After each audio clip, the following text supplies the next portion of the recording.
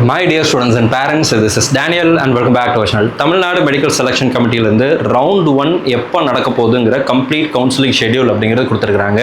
அது போக 7.5 ரிசர்வேஷனில் வரக்கூடிய மாணவர்களுக்கு ஆஃப்லைன் கவுன்சிலிங் அப்படிங்கிறது நடக்குது. அதனுடைய ஷெடியூலும் கொடுத்துருக்காங்க. இந்த வீடியோ ரொம்ப முக்கியமான ஒரு வீடியோ. இந்த வீடியோவை மறக்காமல் ஃபுல்லாக பாருங்கள். அட் த சேம் டைம் இந்த வீடியோவை உங்களுடைய நண்பர்கள் உறவினர்கள் எல்லாத்துக்கும் ஷேர் பண்ணிடுங்க. பிகாஸ் இந்த இன்ஃபர்மேஷன் எல்லா மாணவர்களுக்கும் போய் சேரணும்.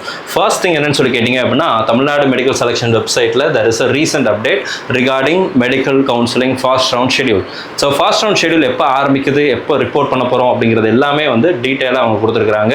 ஸோ நமக்கு இங்கே பார்த்தீங்கன்னா round 1 counselling schedule for admission MBBS BDS degree including management quota, government quota, NRI and minority seats and self financing. இதில் வந்து பார்த்தீங்க அப்படின்னா நமக்கு இங்கே வந்து இந்த ஷெடியூல் அப்படிங்கிறது கொடுத்துருக்காங்க. இது உங்களுக்கு கிளியராக தெரியும்னு நினைக்கிறேன். ரவுண்ட் 1 கவுன்சிலிங் டேட் எப்போ இருந்து ஆரம்பிக்குதுன்னு சொல்லி கேட்டிங்கன்னா, registration, payment, choice filling and choice locking அப்படிங்கிறது வந்து நமக்கு 21/8/2024 27/8/2024 வரைக்கும் நமக்கு டைம் கொடுத்துருக்குறாங்க. கிட்டத்தட்ட 21 27 வரைக்கும் நமக்கு டைம் இருக்குது. இந்த நாட்களுக்குள்ளே நீங்கள் ரெஜிஸ்ட்ரேஷன் பண்ணணும், பேமெண்ட் பண்ணணும், சாய்ஸ் ஃபில்லிங் பண்ணணும், சாய்ஸ் லாக்கிங் பண்ணணும்.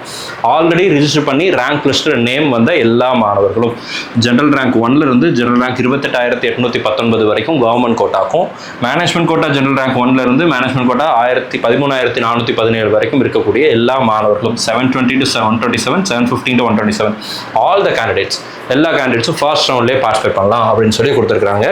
அண்ட் நமக்கு ரிசல்ட் எப்போ வரும் அப்படிங்கிறதையும் கொடுத்துருக்காங்க. ப்ராசஸிங் ஆஃப் சீட் அலாட்மெண்ட்டை பார்த்தீங்கன்னா 28ஆம் தேதி ஒரு நாள் டைம் எடுக்கிறாங்க. ப்ரொவிஷனல் ரிசல்ட் அப்படிங்கிறது விடுறாங்க. அது எப்போனா 29/8/2024 ப்ரொவிஷனலாக ஒரு ரிசல்ட் அப்படிங்கிறது வந்துடும். அதில் ஏதாவது ஸ்லைட் சேஞ்சஸ் அப்படிங்கிறது 1-2 இருக்கலாம். ஃபைனல் ரிசல்ட் அப்படிங்கிறது 30ஆம் தேதி நமக்கு வந்து ரிசல்ட் ரிலீஸ் பண்ணுறாங்க. இப்போ இதில் ஒரு பெரிய சிக்கல் என்னன்னு சொல்லி கேட்டிங்கன்னா, ஆல் இண்டியா கோட்டாவுடைய லாஸ்ட் டேட் ஆஃப் ரிப்போர்ட்டிங் அப்படிங்கிறதும் நமக்கு 29ஆம் தேதி தான். ஸோ இந்த 29ஆம் தேதி தான் நமக்கு ப்ரொவிஷனல் ரிசல்ட்டே வரப்போகுது. அப்படிங்கிறதுனால ஆல் இண்டியா கோட்டாவில் நீங்கள் ஜாயின் பண்ண போகிறீங்க அப்படின்னா then it is a serious issue that 29-30 தான் நமக்கு ஃபைனல் ரிசல்ட்டே 30ஆம் தேதி தான் வருதுன்னா, அதுக்குள்ளே ஆல் இண்டியா கோட்டா ரவுண்ட் 1 அப்படிங்கிறது ரிப்போர்ட்டிங் அப்படிங்கிறது முடிஞ்சிடும். ஸோ அப்போ தமிழ்நாட்டில் கிடைக்கணுமா, ஆல் இண்டியா கோட்டாவில் சீட்டு கிடச்சி பசங்க போவாங்களா அப்படிங்கிறது வந்து தமிழ்நாட்டில் ரிசல்ட் தெரிஞ்சது தானே போவாங்க. ஸோ அதனால் மாணவர்கள் சார்பாக, பெற்றோர்கள் சார்பாக தமிழ்நாடு மெடிக்கல் செலெக்ஷன் கமிட்டிக்கு நம்ம வைக்கிற கோரிக்கை என்னென்னா, இந்த 29 அப்படிங்கிறத 27ஆகவும், இந்த 30 அப்படிங்கிறத 28ஆகவும் மாற்றினீங்கன்னா அது மாணவர்களுக்கு நன்மை பயக்கும். அப்போ தான் நிறைய மாணவர்கள் all India quota round 1 seat எடுத்துகிட்டு போவாங்க. இல்லைன்னா என்ன நடக்கும்னா, ஆல் இண்டியா கோட்டாவில் சீட் அலாட் ஆகும், அவங்களுக்கு நல்ல காலேஜ் வந்திருக்கும், ஆனால் அங்கே ரிப்போர்ட்டிங் டைம் அப்படிங்கிறது 29ஆம் தேதியோட அங்கே முடிஞ்சிடும். அதுக்கப்புறம் தான் நீங்கள் ரிசல்ட்டே விடுவீங்க அப்படின்னா, அதுக்கப்புறம் எந்த மாணவர்களும் ஆல் இண்டியா கோட்டாவில் சீட் எடுக்கவே முடியாது, சேரவே மாட்டாங்க.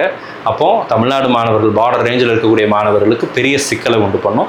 அண்ட் ஒரு வேளை ஆல் இண்டியா கோட்டாவில் நல்ல காலேஜ் கிடச்சா அதை மிஸ் பண்ணிடுற சூழ்நிலை அப்படிங்கிறது கூட தமிழ்நாட்டு மாணவர்களுக்கு வரலாம். அப்படிங்கிறதுனால இந்த டேட்டை ரிவைஸ் பண்ணுறது அப்படிங்கிறது நல்லது. 7 நாள்னா ரெஜிஸ்ட்ரேஷன், பேமெண்ட், சாய்ஸ் ஃபில்லிங்க்கு தேவையில்லை. 21 27 வரைக்கும்லாம் தேவையில்லை. இதை வந்து என்ன பண்ணலாம் அப்படின்னா 25ஓட நீங்கள் முடிக்கலாம், அல்லது 26ஓட நீங்கள் முடிக்கலாம். 26ஆம் தேதியே நீங்கள் வந்து உங்களுடைய ப்ராசஸ் ஆரம்பிங்க. அது 27ஆம் தேதி ப்ராசஸிங் ஆரம்பிச்சுட்டு 28ஆம் தேதி ரிசல்ட்டை விட்டுட்டிங்கன்னா அது கொஞ்சம் நல்லாயிருக்கும் அப்படிங்கிறது நம்ம வைக்கிற கோரிக்கையாக இருக்குது. அண்டு ஆனால் ஆஸ் பர் த ஷெடியூல் அவங்க கொடுத்துருக்கிறது, டவுன்லோடிங் த ப்ரொவிஷனல் அலாட்மெண்ட் ஆர்டர் 30ஆம் தேதியிலேருந்து 5ஆம் தேதி மத்தியானம் 12 மணி வரைக்கும் நீங்கள் டவுன்லோட் பண்ணிக்கலாம். டவுன்லோட் பண்ணும்போது கவர்மெண்ட் காலேஜஸ், கவர்மெண்ட் கோட்டானா 4.5 lakhs ஆர் 4.35 lakhs அப்படிங்கிறது நீங்கள் பே பண்ணணும். பே பண்ணிவிட்டு நீங்கள் என்ன பண்ணிக்கலாம், டவுன்லோட் பண்ணிக்கலாம். மேனேஜ்மெண்ட் கோட்டாவாக இருந்தால் 13.5 லட்சம் ரூபா, அல்லது NRI கோட்டாவாக இருந்தால் 24.5 லட்சம் ரூபா நீங்கள் என்ன பண்ணணும் அப்படின்னா சிங்கிள் பேமெண்ட்டாக பே பண்ணணும். உங்கள் பேங்க் லிமிட்டை இன்க்ரீஸ் பண்ணி வச்சுக்கோங்க. Single payment, there is no dual payment, பாதியாக பாட்டாக கட்டலாம் அப்படிலாம் கிடையாது. சிங்கிள் பேமெண்ட்டாக தான் நீங்கள் என்ன பண்ணணும்னா பே பண்ணணும். பேங்க்கில் போய் உங்கள் பேங்க் மேனேஜரை பார்த்து என்னுடைய பெர் டே டிரான்சாக்ஷனை இன்க்ரீஸ் பண்ணுங்கள். 24.5 லட்ச ரூபா நீங்கள் கட்டணும்னா 25 லட்ச ரூபா வரைக்கும் உங்களுடைய லிமிட் அப்படிங்கிறது இருக்கணும். அப்போ தான் உங்களுடைய டெபிட் கார்டு, கிரெடிட் கார்டுலேருந்து பேமெண்ட் அப்படிங்கிறது போகும். அதே மாதிரி 13.5 லட்ச ரூபானா நீங்கள் குறைஞ்சபட்சம் 14 லட்ச ரூபாயாவது நீங்கள் உங்களுடைய ஒரு நாள் டிரான்சாக்ஷன் லிமிட் அப்படிங்கிறத வைக்கணும். அப்போ தான் நம்மளால் டவுன்லோட் பண்ண முடியும். இதை பே பண்ணதுக்கப்புறம் தான் டவுன்லோட் வரும். டவுன்லோட் வந்ததுக்கப்புறம் நீங்கள் 30ஆம் தேதியிலிருந்தே நீங்கள் என்ன பண்ணிக்கலாம் அப்படின்னா 5ஆம் தேதி சாயங்காலம் 5 மணி வரைக்கும் நமக்கு ரிப்போர்ட்டிங்குரிய டைம் அப்படிங்கிறது கொடுத்துருக்காங்க. இதெல்லாம் ஞாபகம் வச்சுக்கோங்க. சில இன்ஸ்ட்ரக்ஷன்ஸ் கொடுத்துருக்காங்க. இதெல்லாம் ரொம்ப ரொம்ப முக்கியம். இதில் ரொம்ப முக்கியமான விஷயம் என்னன்னா, don't share your login ID, password, OTP யாருக்கும் கொடுத்துடாதீங்க அப்படிங்கிறது இருக்கு. நிறைய ஃபோன் கால்ஸ் உங்களுக்கு வரும், எனக்கு அந்த நம்பர் கொடுங்க, நான் உங்களுக்கு சீட் எடுத்து கொடுக்குறோம் அப்படிலாம் சொல்லுவாங்க.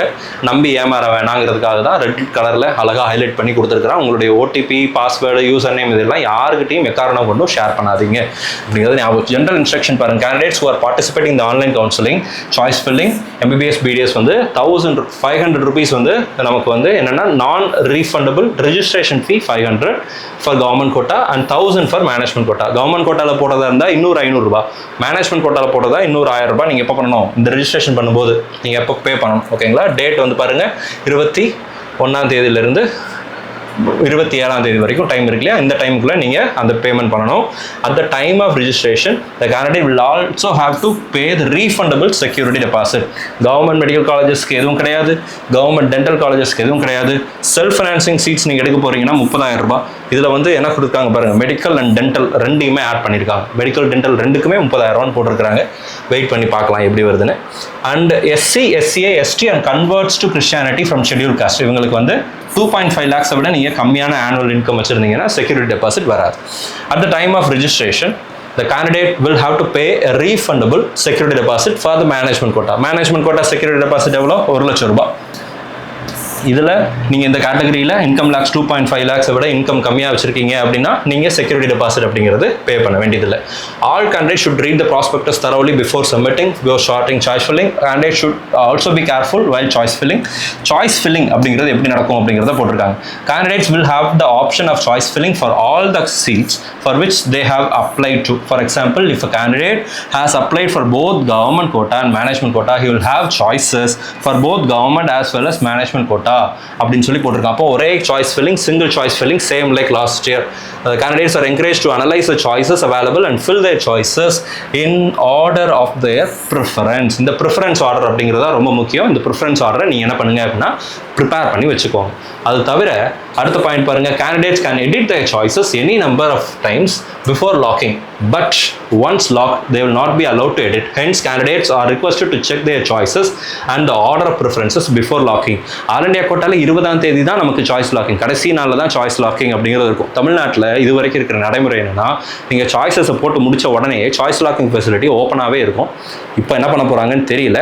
ஆனால் சாய்ஸ் லாக்கிங் பொசிஷன் வந்து ஓப்பனில் தான் இருக்கும். நீங்கள் தெரியாதனமா சாய்ஸ் லாக்கிங் ஃபஸ்ட்டே கொடுத்துட்டீங்கன்னா பின்னாடி நீங்கள் அதை மாற்ற முடியாது அப்படிங்கிறத சொல்லியிருக்கிறாங்க. ஸோ அதனால் அதை வந்து ஞாபகம் வச்சுக்கோங்க. கடைசி நாளில் சாய்ஸ் லாக்கிங் பண்ணால் போதும். சரிங்களா?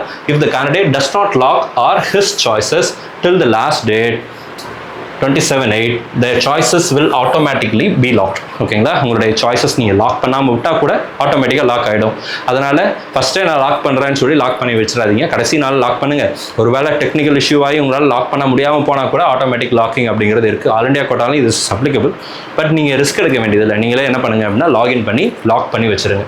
சீட் மேட்ரிக்ஸ் அப்படிங்கிறது வந்து கூடிய சீக்கிரத்தில் கொடுத்துருவாங்க. Selection committee does not take any responsibility for connectivity error and procedural error. நீங்கள் பேமெண்ட் பண்ணும்போது சில இஷ்யூ வருது, அல்லது நீங்கள் சாய்ஸ் ஃபில்லிங் பண்ணும்போது ஏதாவது மாற்றி கொடுக்குறீங்க அப்படிங்கிறதுனாலலாம் அவங்க வந்து கணக்கு எடுத்துக்க மாட்டாங்க. டெக்னிக்கல் கனெக்டிவிட்டி இல்லை, அதனாலலாம் அவங்களுக்கு அது பொறுப்பு கிடையாதுங்கிறத கொடுத்துருக்காங்க. Admission to MBBS BDS counselors shall be made by online counseling on the basis of rank by applying the rule of reservation. Online counselling மட்டும்தான் வழி. இதை நம்ம நிறைய வீடியோவில் பேசிகிட்டே இருக்கிறோம். கவுன்சிலிங் இல்லாமல் சீட் யாராலையும் உங்களுக்கு எடுத்து தர முடியாது.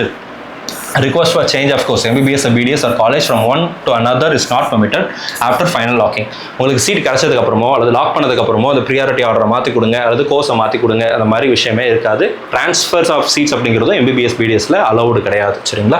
அப்புறம் இன்னும் போக instruction for downloading allotment order, அது என்னன்னு பாருங்க. The candidate is allotted for a seat for MBBS seat for all colleges under all categories and BDS seats in government dental colleges. He or she has to pay the tuition fee for downloading the provisional allotment order through online via debit card, credit card, net banking use பண்ணி என்ன பண்ணிக்கலாம் அப்படின்னா பே பண்ணிக்கலாம். Last time செல்லான் கொடுத்தாங்க, இந்த தடவை செல்லான் payment வருமா அப்படிங்கிறத வெயிட் பண்ணி தான் பார்க்கணும். அவங்க இதில் மென்ஷன் பண்ணலை. அடுத்ததா, the candidate if allotted a BDS seat in self-financing dental colleges, she or he has to pay the tuition fee at the time of admission to the college as per the order. இது வந்து last இயரில் ஒரு GO pass பண்ணாங்க. GO pass பண்ணி நீங்கள் BDS எடுக்கிறீங்க அப்படின்னா ஆன்லைனில் நீங்கள் பே பண்ண வேண்டியதில்லை. காலேஜில் போய் டேரெக்டாக பே பண்ணால் போதும். அலாட்மெண்ட் ஆர்டரை நீங்கள் வந்து பே பண்ணாமலே டவுன்லோட் பண்ணிக்க முடியும் if you are choosing BDS. Only BDS. எம்பிபிஎஸ்க்கு நீங்கள் பே பண்ணணும், பிடிஎஸ்க்கு நீங்கள் பே பண்ண வேணாம். அலாட்மெண்ட் ஆர்டரை டவுன்லோட் பண்ணிவிட்டு காலேஜில் போய் நீங்கள் tuition fees and hostel fees மற்ற ஃபீஸ் எல்லாம் நீங்கள் சேர்ந்து பே பண்ணிக்கலாம். ஃபீஸ் ஸ்ட்ரக்சர் இஸ் அவைலபிள் இந்த அஃபீஷியல் வெப்சைட். நீங்கள் சொல்கிற ஃபீஸ் ஸ்ட்ரக்சர் 4.5 லட்ச ரூபா அப்படின்னு சொல்லுவீங்க. அவன் 8 லட்ச ரூபா 9 லட்ச ரூபா வாங்குவான். ஆனால் நீங்கள் கேள்வி கேட்க மாட்டீங்க. இதை கேட்டால் நம்ம வந்து all candidate should make sure sufficient fund is available at the bank account with expanded credit limit while remitting their tuition fee. நான் சொன்னேன் பார்த்தீங்களா, அவங்களே போட்டிருக்கலாம், பரவாயில்ல. எக்ஸ்பேண்டட் கிரெடிட் லிமிட்டோட வச்சுக்கோங்க. 13.5 லட்ச ரூபா பே பண்ணணும்னா அதிகபட்சம் நீங்கள் ஒரு 14 லட்ச ரூபா 15 லட்ச ரூபா பெர் டே லிமிட் வச்சுக்கோங்க. அப்போ தான் உங்களுக்கு பேமெண்ட் அப்படிங்கிறது வரும். அண்ட் சஃபிஷியன்ட் ஃபண்டு அப்படின்னு சொல்கிறது எதுக்கு தெரியுமா அர்த்தம்? சில நேரங்களில் பேமெண்ட் ஃபெயிலியர் ஆயிரும். பேமெண்ட் ஃபெயிலியர் ஆகும்போது என்ன நடக்கும் அப்படின்னா, 4.5 லட்ச ரூபா கட்டியிருப்பாங்க, பேமெண்ட் ஃபெயிலியர் ஆயிடுச்சு அப்படின்னா அந்த 4.5 லட்ச ரூபா திரும்ப நம்ம அக்கௌண்ட்டுக்கு வரதுக்கு கொஞ்சம் டைம் எடுக்கும். நான் பயமுறுத்தலை, ஆனால் நடக்கிற சுச்சுவேஷனை சொல்கிறேன். நீங்கள் இதுக்கு முன்னாடி நீங்கள் பே பண்ணும்போது ஏதாவது நடந்திருக்கும்ல, அந்த இது சொல்கிறேன். ஸோ நல்ல நெட்வொர்க் இருக்கிற இடத்துல சிக்னல் இஷ்யூ இல்லாமல் உங்கள் ஃபோனில் பண்ணாதீங்க, லேப்டாப்பில் கம்ப்யூட்டரில் பண்ணுங்கள். ஃபோனில் பண்ணும்போது என்ன நடக்கும் தெரியுமா? சில நேரங்களில் நிறைய பேர் நம்மகிட்ட சொல்லியிருக்காங்க, சார் ஃபோனில் பண்ணிட்டு இருந்தேன் சார், நான் வந்து நெட் பேங்கிங் ஓட்டிருந்தேன், திடீர்னு ஒருத்தர் எனக்கு கால் பண்ணிட்டாங்க, நெட்டு கட் ஆயிடுச்சு, பேமெண்ட் ஃபெயிலியர் ஆயிடுச்சுன்னு சொல்லுவாங்க. இந்த மாதிரி இஷ்யூ நிறைய நடக்கும். எஸ்பெஷலி மொபைல் ஹாட்ஸ்பாட் ஆன் பண்ணி நீங்கள் கனெக்ட் பண்ணுறதா இருந்தால், நீங்கள் 2 சிம் யூஸ் பண்ணுறீங்க, டுவல் சிம் யூஸ் பண்ணுறீங்க. இப்போ ஃபஸ்ட்டு சிம்மில் நெட்வொர்க் வச்சுருக்கிறேன், செகண்ட் சிம் கால் வந்துச்சுன்னா ஃபஸ்ட்டு சிம்மோட நெட்டு கட் ஆயிரும். அப்போ பேமெண்ட் என்ன ஆகும் அப்படின்னா ஸ்ட்ரகிள் ஆகும். ஸோ அதனால் இதெல்லாமே நீங்கள் கேர்ஃபுல்லாக வச்சுக்கணும், நீங்கள் புரிஞ்சுக்கணும், தப்பு பண்ணக்கூடாதுங்கிறதுக்காக தான் இந்த இடத்துல அதெல்லாமே நம்ம வார்னிங் சைன்ஸாக எச்சரிக்கையாக நம்ம இந்த இடத்துல சொல்கிறோம். ஸோ பேமெண்ட் பண்ணும்போது நல்ல நெட்வொர்க் இருக்கக்கூடிய இடத்துல இருந்து நல்ல லேப்டாப்லேயோ அல்லது கம்ப்யூட்டர்லேயோ அல்லது உங்களுக்கு பிடிச்ச டிவைஸில் நீங்கள் பண்ணுங்கள். மொபைல் ஃபோனில் சாய்ஸ் ஃபில்லிங் பண்ணாதீங்க, மொபைல் ஃபோனில் பேமெண்ட் பண்ணாதீங்க. மொபைல் ஃபோனை பார்க்குறதுக்கு மட்டும் யூஸ் பண்ணுங்கள். ரிசல்ட் வருதா, நம்ம வீடியோ போடுறோமா, வீடியோ பார்க்குறீங்களா, உங்கள் ஃப்ரெண்ட்ஸோட பேசுகிறீங்களா, அதுக்கெல்லாம் யூஸ் பண்ணுங்கள். பட் இந்த மாதிரி அஃபீஷியல் பர்பஸ்க்கெல்லாம் மொபைல் ஃபோனை யூஸ் பண்ணாதீங்க, லேப்டாப்போ கம்ப்யூட்டரோ யூஸ் பண்ணுங்கள். அதுதான் நமக்கு நல்லதாக இருக்கும். ஸோ அடுத்ததாக பார்த்தீங்க அப்படின்னா, before the stipulated time mention the provisional order, அதெல்லாம் நீங்கள் வந்து என்ன பண்ணியிருக்கணும் அப்படின்னா டவுன்லோட் பண்ணியிருக்கணும் and join பண்ணிரணும். Reporting to the college, the certificate verification will be done at the selected college itself. So certificate verification collegeலயே பண்ணிடுவாங்க. The candidate should produce the original certificates in person at the time of joining their selected college. Candidate கண்டிப்பாக காலேஜுக்கு போகணும், in person சொல்லியிருக்காங்க. Parents வரணுமான்னு சொல்லி கேட்டிங்கன்னா அது கூட ஒன்றும் பிரச்சனை கிடையாது. ஆனால் ஸ்டூடெண்ட்ஸ் வந்து கண்டிப்பாக போகணும், சரிங்களா? பேரண்ட்ஸில் எய்தர் ஃபாதர் ஆர் மதர் யாராவது ஒருத்தர் போனால் கூட போதும். If you do not report to the head of the institution which you are allotted on or before the time and the date specified, your selection or admission will be cancelled. நீங்கள் allotment ஆர்டரை download பண்ணிட்டேன் அப்படின்னு சொல்லி வீட்லேயே இருந்துட்டீங்கன்னா, காலேஜுக்கு போகாமல் இருந்தீங்க அப்படின்னா நமக்கு எந்த விதமான சீட்டும் கிடைக்காது. அலாட்மெண்ட் ஆர்டரை பே பண்ணி டவுன்லோட் பண்ணாலும் சரி, அதாவது பிடிஎஸில் நீங்கள் பே பண்ணாமல் டவுன்லோட் பண்ணாலும் சரி, அந்த சீட் வந்து உங்களுடைய சீட் கிடையாது, கேன்சல் ஆகிடும்.